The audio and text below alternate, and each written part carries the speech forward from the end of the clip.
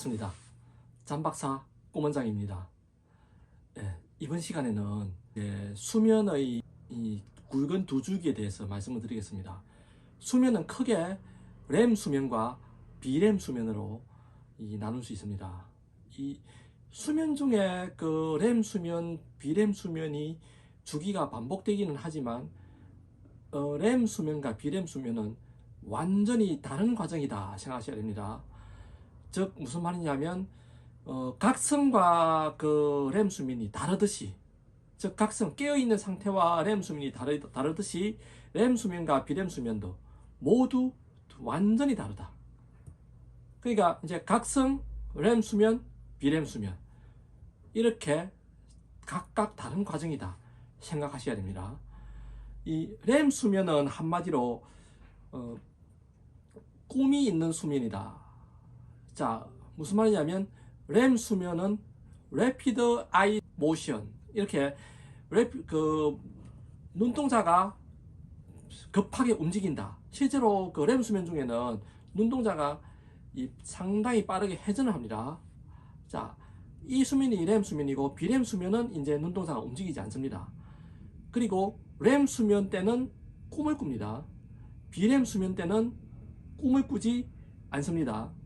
그런데 렘 수면과 비렘 수면은 모두 상당히 중요한 과정이다. 그러니까 렘 수면도 반드시 필요한 과정이고 비렘 수면도 반드시 필요한 과정입니다. 렘 수면과 비렘 수면의 역할에 대해서는 이제 앞으로 차차 말씀을 드리도록 하겠습니다. 렘 수면의 역할도 중요하고 비렘 수면의 역할도 중요합니다. 그런데 렘 수면은 이제 꿈을 꾸기 때문에 의식의 깊이가 좀 얕다고 볼 수 있습니다. 그리고 비렘 수면은 의식의 깊이가 깊다고 볼 수 있습니다. 나중에 비렘 수면은 또 따로 설명을 드리겠지만, 비렘 수면은 또 1단계, 2단계, 3단계 이렇게 나누어지는데 단계별로 또 모두 다른 과정이라고 보면 됩니다. 이 렘 수면은 그리고 수면마비가 생깁니다. 왜 수면마비가 생기느냐 하면, 꿈을 꿀 때의 행동이 실제 신체로 나타나면 안 되겠죠. 그러면 옆 사람을 때릴 수도 있고, 그래서 옆 사람의 수면을 방해할 수도 있죠. 그렇기 때문에 렘 수면 때는, 꿈을 꿀 때는 몸은 마비가 됩니다. 우리 흔히 가위 눌렸다 하는 수면 마비 현상 경험하죠? 그것도 렘 수면에서 발생하는 현상입니다. 어쨌든 렘 수면은 의식의 깊이가 상대적으로 얕은 수면이다. 그렇다고 얄팍한 수면이 아닙니다. 상대적으로 비렘 수면에 비해서 의식의 깊이가 얕다 하는 겁니다. 비렘 수면은 상대적으로 의식의 깊이가 깊은 수면입니다.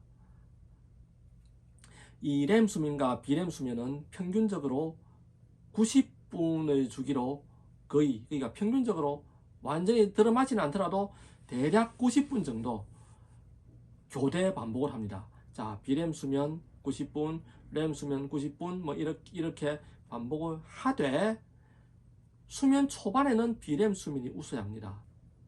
밤에 잠이 들 때는 비렘 수면이 우세합니다. 그러다가 이제 아침에 기상 시간이 다 되어가면서 점점 렘 수면의 그 비중이 높아집니다. 그러니까 우리는 너무 늦게 잠자리에 들어가서도 안 되고, 또 아침에 너무 일찍 잠에서 깨어도 안 됩니다. 즉 무슨 말이냐면, 너무 늦게 잠자리에 들어가면 수면 초반에 경험해야 할 비렘 수면이 상대적으로 줄어들게 되죠. 그러면 비렘 수면의 우리에게 주는 혜택을 못 받게 되는 겁니다. 마찬가지로 아침에 너무 일찍 잠자리에서 깬다.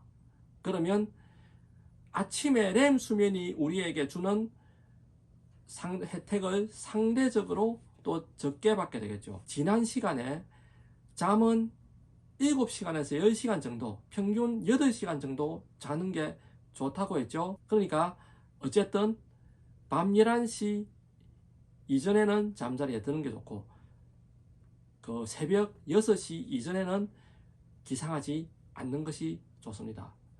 자, 그래서 비렘 수면과 렘 수면의 혜택을 골고루 받는 것이 좋습니다.